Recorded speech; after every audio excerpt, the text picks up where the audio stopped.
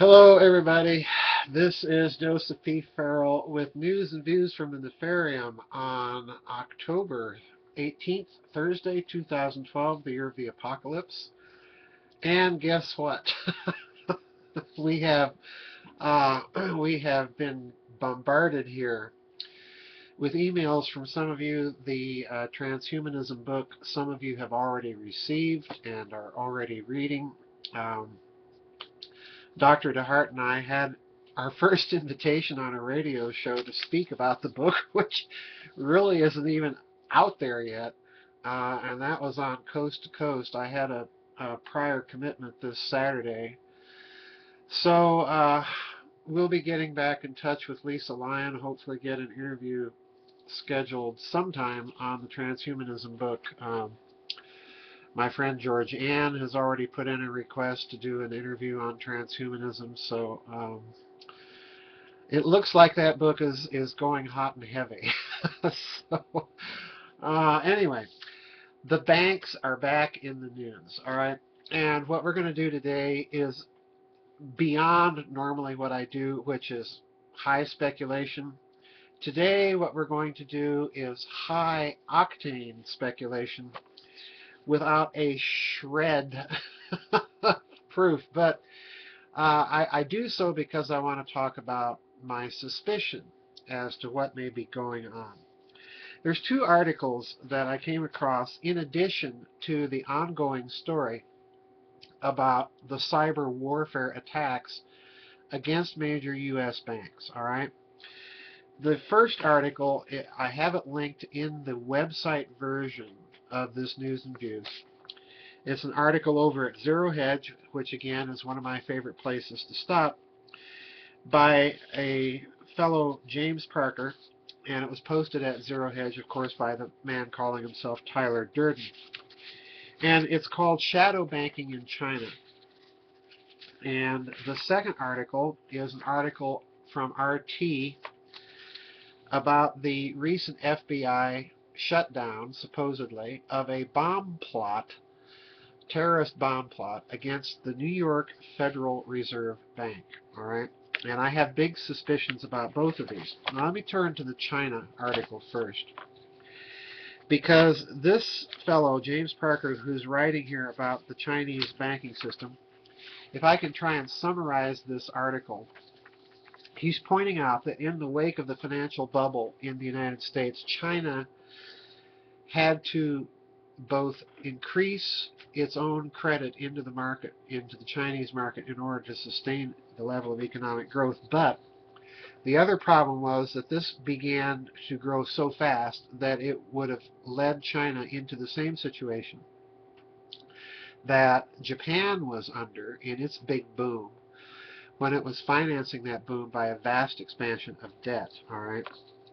And the problem now that Mr. Parker is pointing out in China is that the Chinese have turned to the shadow banking system, all right? And what they're doing is vastly expanding credit in this shadow system, kind of a Chinese version of hedge funds. Now, that's at least the way Mr. Parker is looking at it. Now, I want to take a completely different tack as to what I think this might possibly mean in terms of what's happening in China. And to understand it, you have to go back to that series of articles I wrote on the bearer bonds scandals, and the tentative conclusion I came to in those articles I've repeated in the book I'm writing now, which a great portion of which is concerned with finances. It more or less repeats the information that I put in the blogs, plus adds new information. And I believe that this bearer bond scandal and all the connections that it has represents a hidden system of finance that was set up after World War II, largely by the Anglo-American financial elite, in collusion with, and this is a key point, in collusion with the defeated elites of the Axis powers. And the purpose for creating this hidden system of finance was twofold. The first reason is the one that everybody is concentrating on, that's writing on the subject. And that reason is to have a vast political slush fund for covert operations. All right. I think there's a second reason operative, and I think it's the most important reason. And to sum it up in a nutshell, that reason is to fund, to have a mechanism of the funding of secret research that is completely independent of any oversight and that is large enough to sustain some extraordinarily expensive and some extraordinary technological projects. Now, in that context, we have to go back to the fact that China would have known, simply because of the extent of the Japanese plunder of that country, would have known ultimately what became of all that plunder. In other words, the Chinese leadership isn't stupid, certainly. And they have probably come to the conclusion, if they're looking at the long-term geopolitical prospects of their country, they are going to conclude, just as the leadership in the United States has concluded, that the future geopolitical contest is going to be between the United States and China. And the Chinese leadership is going to be looking at that long post-war financial development and conclude, holy cow, they've had all this time and all that money to create God knows what. So I think what you're really seeing here with this article about what's happening in China is less about something that is happening now and more about something that is only now coming to light. And I suspect that what this article really means is that China attempted, sometime around the period leading up to and immediately after the opening of the door between the United States and China under Richard Nixon, somewhere around then, I suspect the Chinese attempted, and probably to a degree were successful, in creating their own deep system of finance with its own deep ties to that same infrastructure of the post-war Western world's system of finance and all of the players involved in it.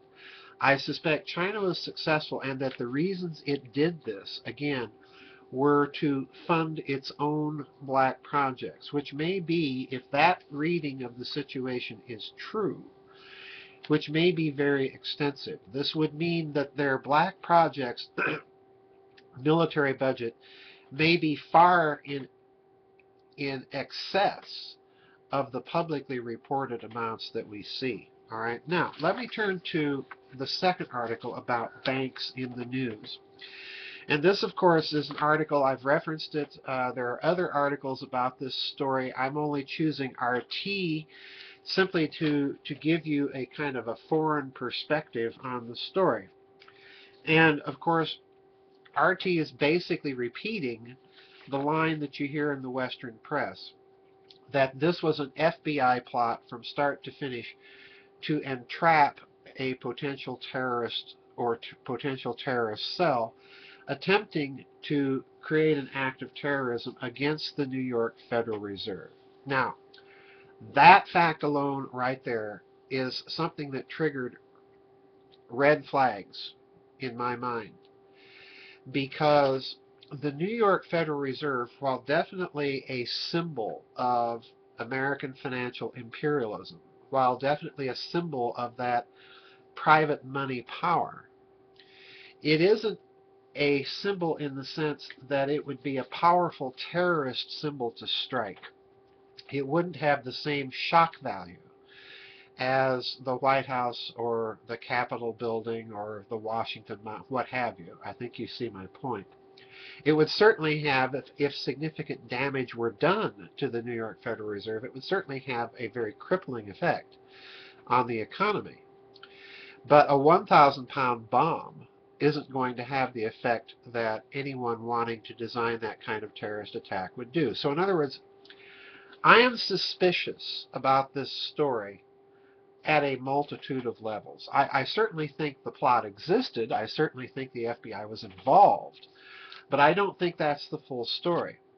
I think this story, to give you my high-octane speculation version of what may be going on, I think this story is deeply related to the background financial story of 9/11 itself.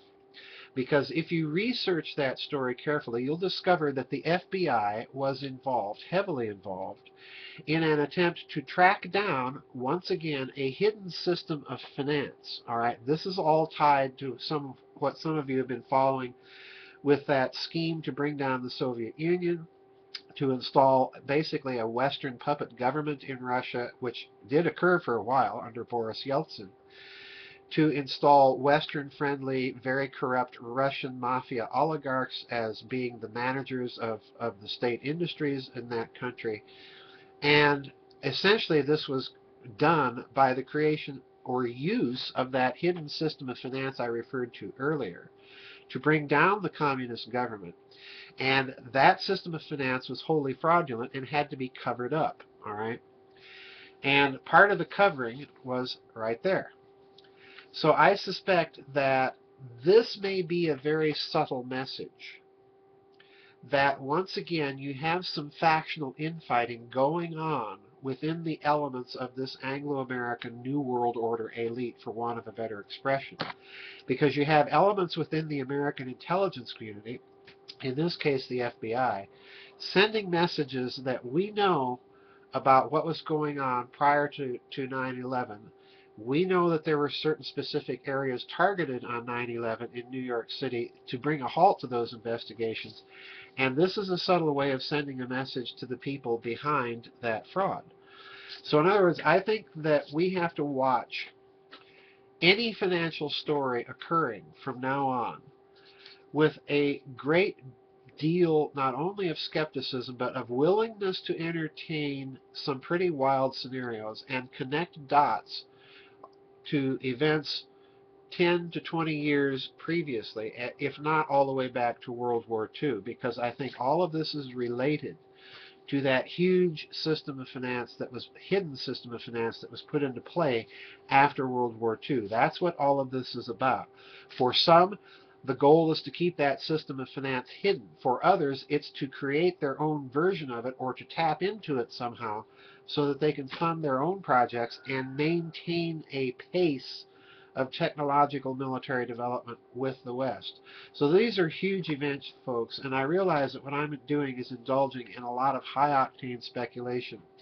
I can assure you, if you investigate these stories, you'll discover why I'm entertaining the high-octane speculation. All right. Anyway, that's it for this week's News and Views from the Nefarium. I'm Joseph P. Farrell. God bless everybody. Thank you for your donations, for your prayers. Please help Georgianne Hughes out with donations on her website. A lot of you have sent information to her about where to contact to help with cataract eye surgery. Unfortunately, she's contacted a lot of those places, and a lot of them have already used up their budget for the year. So she's in desperate need of money to help save her eyesight. So please help her out, folks, and we'll see you all on the flip side. Bye-bye.